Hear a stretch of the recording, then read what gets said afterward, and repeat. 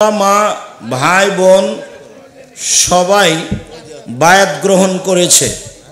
আমি শুধু একাই বায়াত গ্রহণ করিনি। ওরা বলে বায়াত গ্রহণ না করা পর্যন্ত জান্নাতে প্রবেশ করতে পারবে না। যারা বায়াত করেছে তারাই জাহান্নামে যাবে।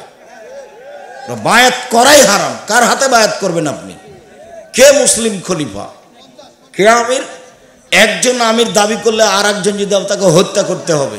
সব বেদাতি। তুমি মহিলা মানুষ, তুমি ঠিক পথে আছো, নিরাশা হয় না, দুঃখ চিন্তা করো না। যারা বায়াত করেছে তারাই ভুল পথে আছে। বেদাতি মানুষের হাতে বায়াত করে পীর মেনে, পীর যদি হয় তাহলে ধর্ম মোহাম্মদ সাল্লাল্লাহু আলাইহি সাল্লাম কেন এসেছিলেন? পীরকে যদি মানতে হয় তো মোহাম্মদ সাল্লাল্লাহু আলাইহি সাল্লামকে ছাই করতে এসেছিলেন? ভুল হিসাব। পৃথিবীতে একটা মানুষ মেনে চলতে হবে, যার নাম মোহাম্মদ সাল্লাল্লাহু আলাইহি সাল্লাম। উমারের কোনো কথা মানতে হবে এমন কথা আল্লাহ নবী বলেননি। উমর তো ভিন্ন ধরনের মানুষ। রাস্তায় হাঁটলে শয়তান সে রাস্তা দিয়ে হাঁটতেন না। একটাই লোক অনুসরণের, তিনি হচ্ছেন মোহাম্মদ সাল্লাল্লাহু আলাইহি সাল্লাম। সবাই বইগুলো